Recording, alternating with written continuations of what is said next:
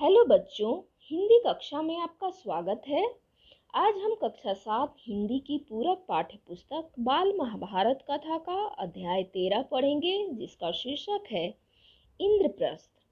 पिछले अध्याय में हमने द्रौपदी के स्वयंवर के बारे में पढ़ा। अब इसके आगे की कहानी पढ़ते हैं। द्रौपदी के स्वयंवर में जो कुछ हुआ था उसकी खबर जब हस्तिनापुर पहुंची तो विदुर बड़े खुश हुए। धृतराष्ट्र के पास दौड़े गए और बोले, पांडव अभी जीवित हैं। राजा द्रुपद की कन्या को स्वयंवर में अर्जुन ने प्राप्त किया है। पांचों भाइयों ने विधि पूर्वक द्रौपदी के साथ ब्याह कर लिया है और कुंती के साथ वे सब द्रुपद के यहाँ कुशल से हैं। यह सुनकर धृतराष्ट्र हर्ष प्रकट करते हुए बोले, भाई विदुर, तुम्हारी बातों से मुझे असीम आनंद हो रहा है। राजा द्रुपद की बेटी हमारी बहू बन गई है, यह बड़ा ही अच्छा हुआ।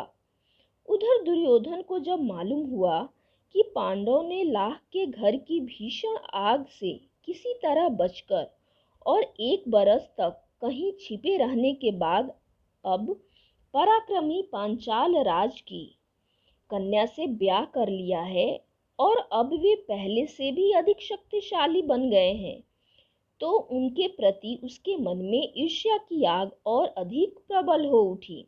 दबा हुआ वैर फिर से जाग उठा। दुर्योधन और दुशासन ने शकुनी को अपना दुखड़ा सुनाया। मामा, अब क्या करें?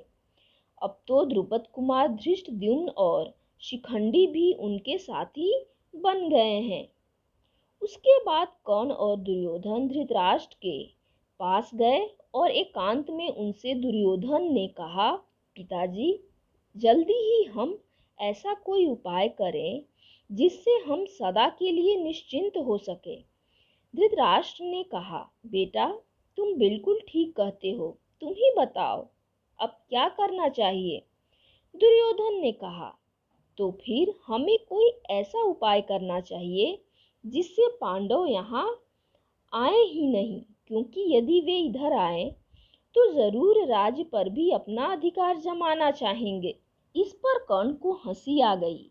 उसने कहा, दुर्योधन, अब 1 साल बाहर रहने और दुनिया देख लेने से उन्हें काफी अनुभव प्राप्त हो चुका है। एक शक्ति संपन्न राजा के यहाँ उन्होंने शरण ली है, इस पर उनके प्रति तुम्हारा वैर भाव उनसे छिपा नहीं है, इसलिए छल प्रपंच से अब काम नहीं बनेगा। आपस में फूट डालकर भी उनको हराना संभव नहीं है। राजा द्रुपद धन के प्रलोभन में पड़ने वाले व्यक्ति नहीं हैं। लालच देकर उनको अपने पक्ष में करने का विचार बेकार है। पांडवों का साथ वे कभी नहीं छोड़ेंगे। द्रौपदी के मन में पांडवों के प्रति घृणा पैदा हो ही नहीं सकती। ऐसे विचार की ओर ध्यान देना भी ठीक नहीं है। हमारे पास केवल एक ही उपाय रह गया है और वो यह है कि पांडवों की ताकत बढ़ने से पहले उन पर हमला कर दिया जाए। कौन तथा अपने बेटों की परस्पर विरोधी बातें सुनकर धृतराष्ट्र इस बारे में कोई निर्णय नहीं ले सके। वे पितामह भीष्म तथा आचार्य द्रोण को बुलाकर उनसे सलाह मशविरा करने लगे। पांडु पुत्रों के जीवित रहने की खबर पाकर पितामह भीष्म के मन में भी आनंद की लहरें उठ रही थीं। भीष्म ने कहा, बेटा, वीर पांडवों के साथ संधि करके आधा राज्य उन्हें दे देना ही उचित है। आचार्य द्रोण ने भी यही सलाह दी। अंगनरेश कर्ण भी इस अवसर पर धृतराष्ट्र के दरबार में उपस्थित था। पांडवों को आधा राज देने की सलाह उसे बिल्कुल अच्छी न लगी। दुर्योधन के प्रति कर्ण के हृदय में अपार स्नेह था। इस कारण द्रोणाचार्य की सलाह सुनकर उसके क्रोध की सीमा न रही।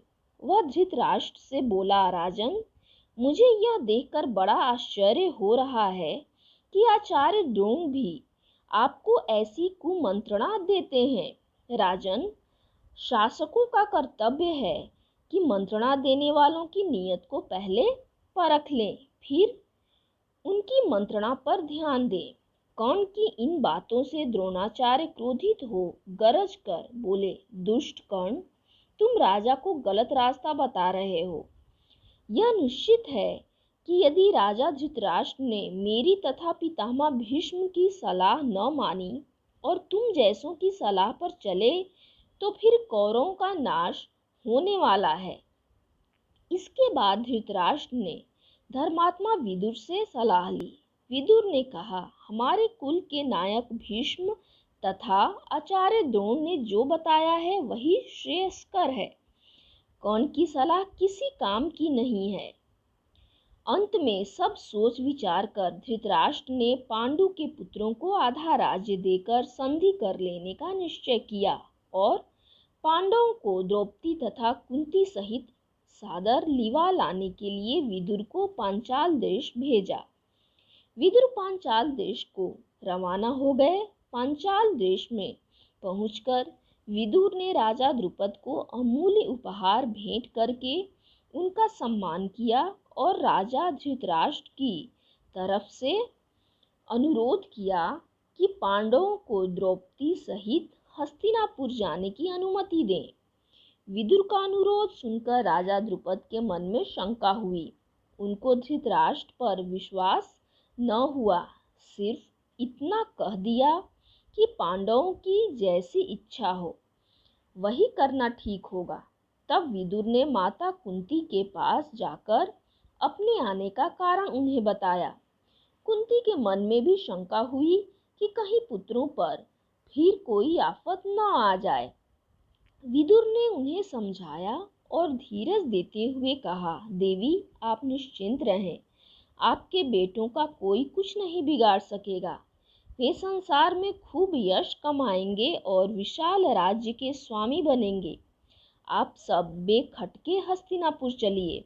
आखिर द्रुपद राजा ने भी अनुमति दे दी और विदुर के साथ कुंती और द्रौपदी समेत पांडव हस्तिनापुर को रवाना हो गए।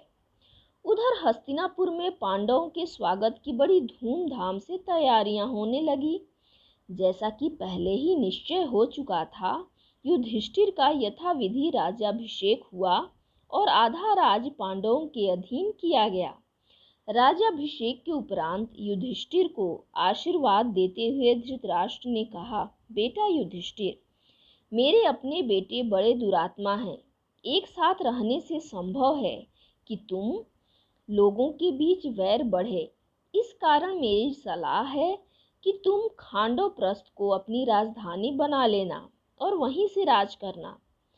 खांडवप्रस्थ वह नगरी है जो पुरु, नहुष एवं ययाति जैसे हमारे प्रतापी पूर्वजों की राजधानी रही है।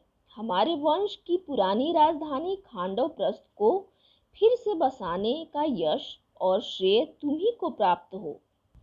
धृतराष्ट्र के मीठे वचन मानकर पांडवों ने खांडवप्रस्थ के भग्नावशेषों पर, जो कि उस समय तक निर्जन वन बन चुका था, निपुण शिल्पकारों से एक नए नगर का निर्माण कराया।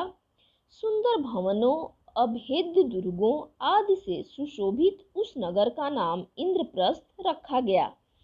इंद्रप्रस्थ की शान एवं सुंदरता ऐसी हो गई कि सारा संसार उसकी प्रशंसा करते न थकता था। अपनी राजधानी में द्रौपदी और माता कुंती के साथ पांचों पांडव 23 बरस तक सुखपूर्वक जीवन बिताते हुए न्यायपूर्वक राज्य करते रहे। तो यहाँ पर अध्याय 13 समाप्त होता है। अगले वीडियो में हम फिर मिलेंगे। धन्यवाद।